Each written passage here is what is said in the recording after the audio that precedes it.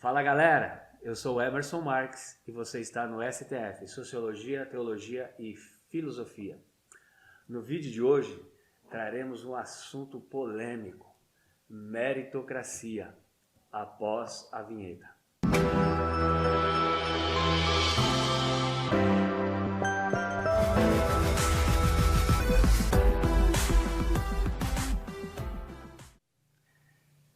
E aí, Pastor Vitor, Pastor Guilherme, é um assunto polêmico, delicado. Nós já tivemos alguns embates, né, sobre meritocracia, se não é. Primeiro a gente precisa entender o que é meritocracia, né? Eu tenho que entender ela no contexto social, né? Eu tenho que olhar na questão como começou, a questão da classe burguesa, nós vamos lá, antes da Revolução Francesa, em que se deu tem um grande Michel, se não me engano, Michel Young, né, que fala que usou meritocracia como um termo pejorativo, né, para poder tirar sarro, inclusive ele era do PT, né, PT em inglês, Partido dos Trabalhadores inglês, e ele usou isso como uma sátira. De repente ele não foi aceito, né, pelo próprio, porque ele vem de um socialismo fabiano. E, enfim, aí nós temos uma longa jornada sobre a questão de meritocracia. Se é mérito próprio, se não é, a questão da classe social. Mas vamos aí, Pastor Vitor. E aí, meritocracia? Existe meritocracia? Não, na minha concepção não existe meritocracia. E por definição, o mérito é a pessoa que tem a capacidade dela própria, sozinha, de maneira autônoma, alcançar resultados. E eu discordo dessa teoria. Se pararmos para pensar no contexto histórico, a mudança ali do feudalismo para o capitalismo, o senhor feudal ele começou a voltar para a cidade por conta do excedente. Então ele começou a plantar bonitinho, sobrou, aí já não era mais interessante ficar trocando com outros feudos, eles decidiram ir para as feiras livres na cidade para vender. E aí nasce o contexto comercial, a classe burguesa, como nós temos hoje. Sim. Então, assim, se eu falo, o cara fez por merecer. Não, ele não fez por merecer.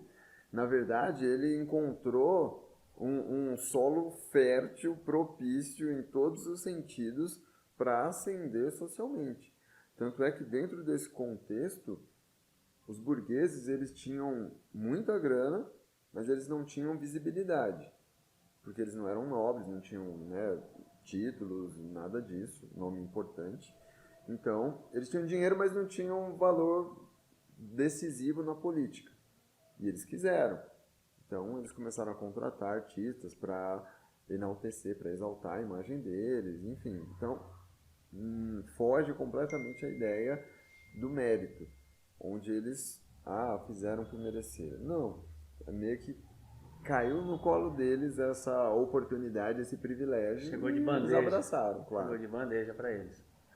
Eu entendo assim a questão que o pastor falou, sim, claro, né? O cara já nasceu ali no leito, né? No berço de ouro, como a gente usa hoje, né? O termo, né? No berço de ouro. É óbvio que ele vai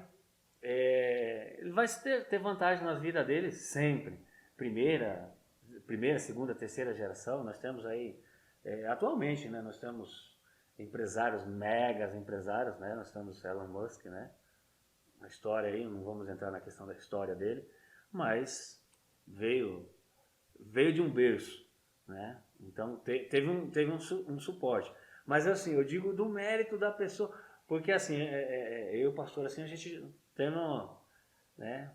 Eu entendo que até nisso a pessoa tem que ter mérito, porque para manter o dinheiro do pai, vamos se dizer, para manter o dinheiro do pai, precisa ter mérito e capacidade para aquilo ali. É mais fácil para ele de alguém que está vindo de baixo? Sim, muito mais fácil. O caminho já está na metade do caminho. É como, né? A gente até comentou, né? A pessoa sai correndo, e ela já está a 100 metros lá na frente. Sim. Não, já está na vantagem, entendeu? Mas assim, eu acredito que há mérito... eu não posso entrar num contexto assim, por exemplo, porque eu vou Nietzsche de la Boétie. Ela diz que o homem, às vezes, se sujeita à submissão para obter alguma vantagem. Então, eu também tenho esse contexto. Eu tenho, por exemplo, Platão, quando ele fala lá no livro A República, e ele já dá mais ou menos a margem sobre a luta, aquilo que o cara consegue desempenhar. O meu ponto de vista na questão meritocrática é, por exemplo, se as pessoas estão no mesmo pé de igualdade. É aí que eu defendo que existe uma meritocracia. Porque se eu estou no mesmo pé de igualdade, a meritocracia... Aí que está o problema. Já vou chegar no pastor, nós vamos falar de visão teológica. Meu querido Emerson, isso é utópico. Não existe duas pessoas estarem no mesmo pé de igualdade. Você falou, o pai é empresário, enfim, aí o filho herda o negócio, mas ele precisa ter condições de tocar o negócio do pai. Mas ele teve uma ótima formação, estudou em colégios particulares, foi para uma ótima faculdade, conviveu com a elite, já influenciado por comércio, por negócios, por investimentos. Como ele está em pé de igualdade com os demais, com os outros? Ele já saiu muito à frente. Se eu olhar no contexto social, sim, não existe. Não existe meritocracia, por exemplo, dentro de empresa, né? O meu ponto de vista na questão de meritocracia por exemplo, na questão das pessoas estarem iguais. Você quer ver um exemplo que existe a desvantagem? Por exemplo, o livro de Gilberto Freire sobre Casa Grande e Senzala. Sim. Quem tem vantagem ali? O que estava na Casa Grande ou o que estava na Senzala? O que estava na Casa Grande. Sim, aí tá vendo? Mas e os dois que estavam na Senzala, que um se destacou do outro? Eu olho na meritocracia nesse aspecto, né? Do individual, não do coletivo. Do coletivo não existe. Do coletivo é o melhor amigo. Você é meu funcionário, mas você é meu 10. Dou aumento para você, não dou aumento para ele. Ele é um bom funcionário também. Os dois não merecem. Eu vou dar aumento para os dois. 10% para ele e 2% para o outro. Aí eu concordo filosoficamente, sociologicamente, mas no termo de embate de igual, por exemplo, os da Casa Grande. Se eu pegar a Casa Grande, quem que vai se sair melhor? Eles não estão no mesmo patamar?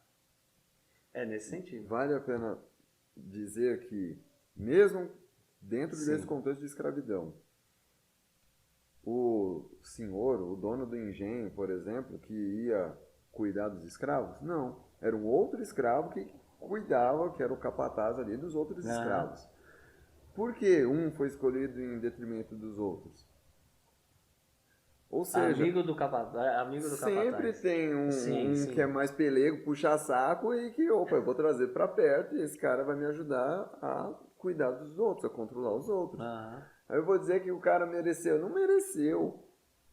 Teve o toque dedo de ouro do patrão, sabe? Mas agora vamos passar aqui para o pastor Guilherme, né? Vamos falar sobre a meritocracia teológica, né? Como que para Deus existe mérito? Como é que a gente pode entender isso, pastor? Por exemplo, assim, Deus escolheu alguém por mérito, a salvação é por mérito. Como que a gente tem uma visão teológica? Olha, quando nós olhamos para as Sagradas Escrituras, nós não conseguimos encontrar mérito nenhum no homem. Nós encontramos todos os méritos na pessoa de Jesus. Nós encontramos tudo aquilo, nós costumamos dizer, né, que a salvação, ela começa em Deus e ela termina em Deus. Porque Deus, ele chama, Deus, ele regenera, Deus, ele santifica e Deus, ele glorifica. Então, todos os passos da salvação se dá na pessoa de Deus que elegeu o seu povo conforme conforme Efésios capítulo 1, verso 3 e 4, que diz: como também nos elegeu nele mesmo antes da fundação do mundo, para que fôssemos santos e irrepreensíveis diante dele em amor. Então Deus, em sua presciência, elege um povo, os seus eleitos, para serem santos e irrepreensíveis na presença dele, propagando, reproduzindo, espalhando, pregando e vivendo o amor qual ele nos chamou para vivenciar. Tem um texto aqui na mesma carta de Paulo aos Efésios, capítulo 2, verso 8, que diz: porque pela graça sois salvos, por meio da fé, e isso não vem de vós, é dom de Deus. Veja bem, Deus, ele chama, ele salva pela graça. E o que significa graça? Favor imerecido. Então, quando a gente olha para o ser humano, a gente vê que as nossas obras, como disse o profeta, são trapos de imundícia perante Deus. Quando nós olhamos para dentro do nosso próprio coração, o profeta Jeremias diz que ele é enganoso e pecador e há trevas nas profundezas do coração. Quando a gente olha para o ser humano, a gente enxerga uma montanha de pecado. Eu costumo sempre perguntar aos irmãos da igreja: você tem coragem de falar o que passa dentro do seu coração? Os seus pensamentos, os seus desejos, as suas cobiças, o seu orgulho? Você tem coragem de pôr tudo isso daí para fora?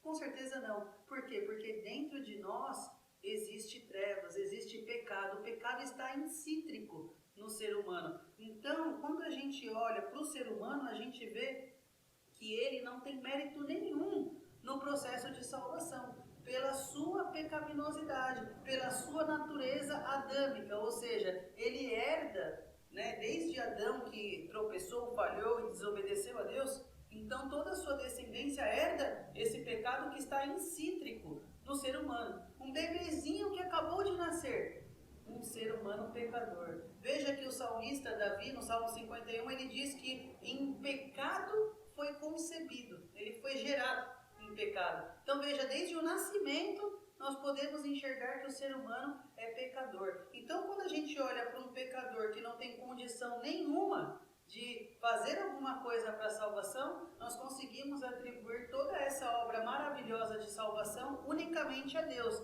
E para concluir essa minha primeira fala, Efésios capítulo 2, verso 1, diz assim: e vos vivificou estando vós mortos em ofensas e pecados. Ou seja, o ser humano estava morto, um defunto, gelado, nos seus delitos e nos seus pecados. E aí o dedo de Deus toca aquele pecador e traz de volta a vida, pela graça maravilhosa de Deus que se manifestou na pessoa de Cristo Jesus, trazendo salvação a todos os homens. Então veja, a todos que creem, claro. Então veja que o morto, ele está morto, ele é um defunto, ele não pode se levantar, porque ele está morto. A gente costuma ilustrar essa passagem da seguinte maneira: a salvação, ela não é comparada a alguém que está se afogando no alto mar, aí passa um barco e joga uma boia, e aquela pessoa vai nadando com seus próprios esforços, agarra a boia e se salva.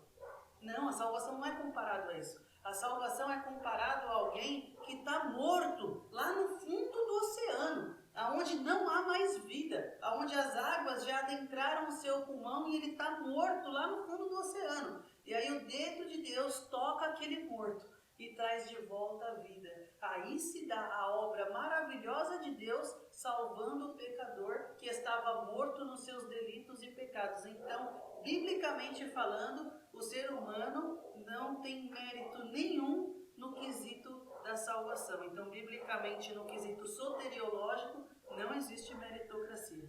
Tirar, assim, só uma questão aqui, pastor, assim, às vezes as pessoas falam assim: ah, mas eu sou bom, eu faço caridade, eu ajudo, tá. Isso daí pode entrar como mérito também da pessoa ou não? Veja bem, quem é bom se não Deus? As pessoas se dizem boas, mas de fato elas são boas? E Jesus disse: quem é bom se não Deus? Então existe talvez uma contradição aí, ou uma ideia errada do que é ser bom, não é verdade? Então quem é bom, quem é fonte de bondade, é unicamente a pessoa do Deus Todo-Poderoso. né? Então, quando a gente olha para uma pessoa que não mata, não fuma, paga suas contas, não trai sua mulher, ela trabalha honestamente, veja que ela apenas está cumprindo a sua obrigação. Isso é o que todo mundo deveria fazer. Alguns não fazem, mas é o que a maioria, o que todos deveriam fazer, não é verdade? E veja também que as obras, elas não cooperam para a salvação. Ah, eu não traio minha mulher, eu não adultero, eu não mato, não fumo, não bebo, não uso drogas, não minto, tal. Ok, isso não vai cooperar para a sua salvação. Porque você não é salvo pelas obras. Como disse aqui Efésios 2:8, agora veja o verso 9. A salvação não vem das obras para que ninguém se glorie. Se a salvação fosse pelas suas obras, por você não matar, não roubar, não se prostituir, não mentir, não furtar, você quando chegasse lá no destino final, você iria se engrandecer porque você fez mais obras do que outros. Então a salvação, ela não vem pelas suas obras, pelos seus méritos. Ela vem de quem? Da graça do Senhor, que se manifestou na pessoa de Cristo Jesus, trazendo salvação.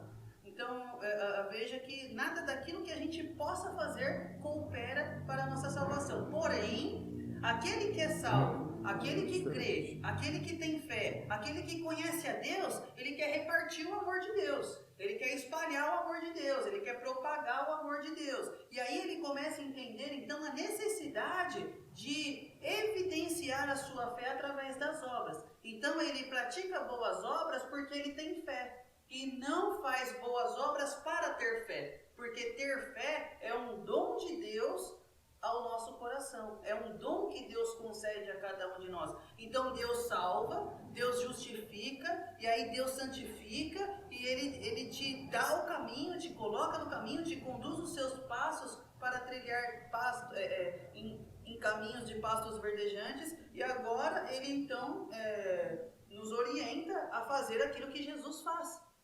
Aquilo que Jesus fez. E aí a gente começa então a fazer boas obras como resultado da nossa fé no Senhor Jesus. Sim. Voltando aqui, pastor Vitor,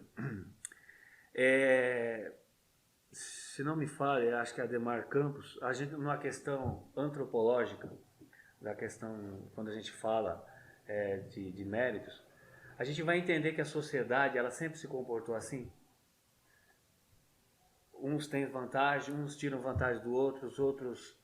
Né? Alguns vão sempre estar por baixo, porque alguns, como eu disse lá de Etienne Laboiti, alguns ou vão se sujeitar a ser dominado por alguém, ou vão se deixar para tirar vantagem, ou elas vão se deixar ser dominadas porque é a zona de conforto dela. Se a gente olhar numa questão antropológica, agora tirando assim a questão ideológica, né? Porque existe uma questão ideológica também na questão da meritocracia, ela acaba... meio ali, Karl Marx acaba idealizando uma luta de classes, né? A classe dominante, então vamos lutar, vamos fazer isso aí. Mas ela não é mais uma questão antropológica, até mesmo antes de Karl Marx, essa questão de alguém estar acima de outro, e assim, nós temos aí vários povos, temos até bíblico, né? Os assírios, os fenícios, enfim. Isso também não é uma questão mais antropológica do que uma questão de luta de classe? Sim, tem um viés antropológico, eu concordo com isso. Mas o viés antropológico por conta do pecado, por conta do orgulho, e eu me achar superior e melhor que os outros, e os outros têm que me servir. Sim. E aí que entra a questão ideológica na sequência. Essa ideia já está incítrico no ser humano, né? Exato. E usar isso a seu benefício. Exatamente. O pecado original. Qual foi o pecado original de Adão? Foi a desobediência? Ou querer ser igual a Deus? Sabe? Você fica ali. O mérito. Vamos só considerar algo. O pastor Guilherme fez a explanação bíblica, então nem vou citar. Mas para que o homem seja salvo, ele precisa crer. Para crer, ele precisa de fé. Ele próprio não tem fé. É o próprio Deus que fornece a fé para ele. É dom de Deus, né? A fé é dom de Deus. Cadê o mérito? Sabe? E pensando em Brasil, que é a nossa realidade, não existe luta de classe. Existe opressão de classe. Não existe luta de classe aqui. Não. Até mesmo nós temos uma questão cultural. O brasileiro, ou ele quer ser meio americanizado, Sim. né? Quer dar um de americano, mas não é americano, e às vezes quer dar um de europeu e não é um europeu. Então, eu acredito que falta muito mais para a nossa cultura, mais uma identidade nossa. A gente não tem, infelizmente, não vamos entrar nisso, que é outro assunto, né? Mas a gente não tem uma identidade própria, então a gente não consegue se identificar. A gente não sabe se é luta de classe, se eu estou meio norte-americanizado, né? Então, mas enfim, nós aqui já vamos meio caminhando para o final aqui. Vou fazer a última pergunta aqui para o pastor Guilherme.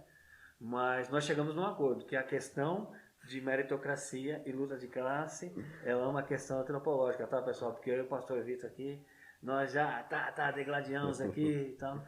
Em alguns consensos nós chegamos juntos, né, pastor? Okay. Mas a gente entende realmente que, de fato, tem uma questão antropológica que eu quando eu vou debater, eu vou argumentar com alguém, mas não foi amigo, eu vou na antropologia, né? A antropologia para entender.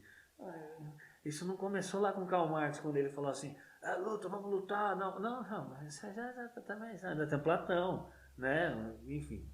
Mas aqui, uma pergunta para encerrar, pastor Guilherme, antropologia bíblica, tudo é de Deus? Simples. Simples. Fé, escolha, em nada que fizermos é nosso, é mérito nosso, mas Deus não nos capacita para que possamos produzir algo para que seja mérito. Para finalizar. Deus elege. Sim. E para com os seus eleitos deposita fé como dom de Deus nos seus corações. A fé, ela frutifica.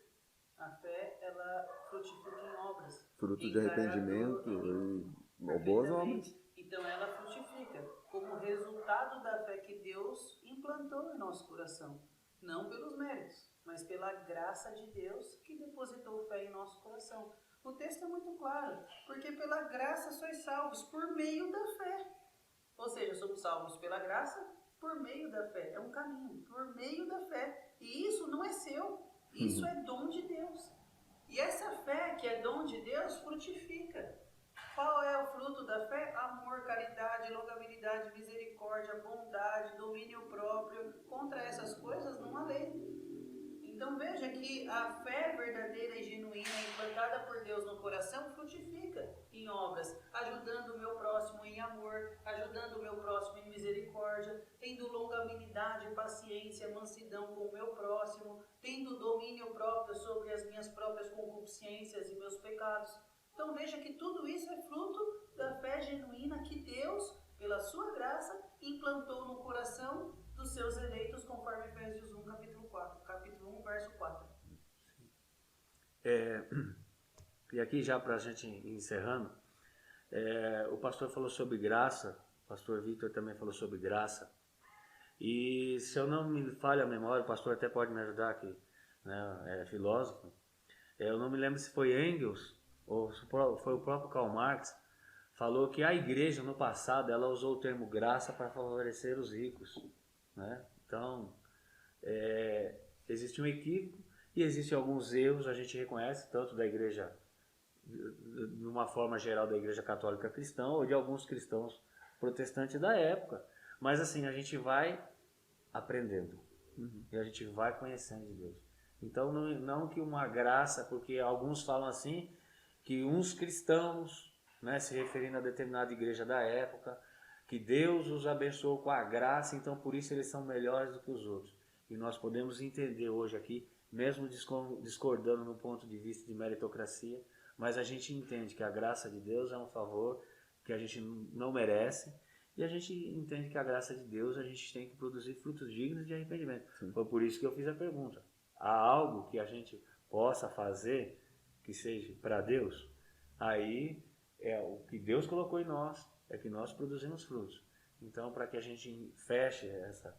Não sei o que vocês acham, né? Não sei se você sabia disso, não sei se você já estudou sobre isso, porque alguns colocam que Deus deu uma graça para uma determinada religião, uma determinada igreja, para que ela se tivesse só ao um poder. adendo, então, na verdade, os ricos, os abastados financeiramente, a elite, nobreza, enfim, eles apoiavam-se nessa teoria de que eles estavam de acordo com a vontade de Deus e por isso que eles eram prósperos, benditos nessa terra. Então, o fato deles serem ricos, deles poderem mandar, estarem lá em cima, é porque eles estavam fazendo a vontade de Deus e Deus estava retribuindo, agradando dessa forma. Abençoando. Caminhando numa lógica nesse sentido. E faz sentido, de fato. Persuade, manipula a massa. Realmente. Sou poderoso. Eu sou pecador e ele faz tudo bonitinho, certinho. Por isso Deus abençoa ele e não me abençoa. Mas isso é um recorte histórico. Sim. Né? Isso aí é tema para outro vídeo, para um outro momento, que ainda temos Reforma Protestante, temos vários assuntos aí, que ocasionou um monte de batalhas e entender que os pobres também tinham poder ter acesso a Deus. Certo? Fechou? Tranquilo? Tranquilo? É isso aí, pessoal. Né? Não deixe de se inscrever no nosso canal, dê aquele joinha, faça seu comentário. O assunto é extenso. Né? Gastaremos muito tempo aqui para falar sobre meritocracia, entrar em história, né? Quem é que defende, quem é que é contra, mas eu creio que foi edificante para nós. Muito obrigado, até um próximo vídeo, porque o conhecimento te liberta.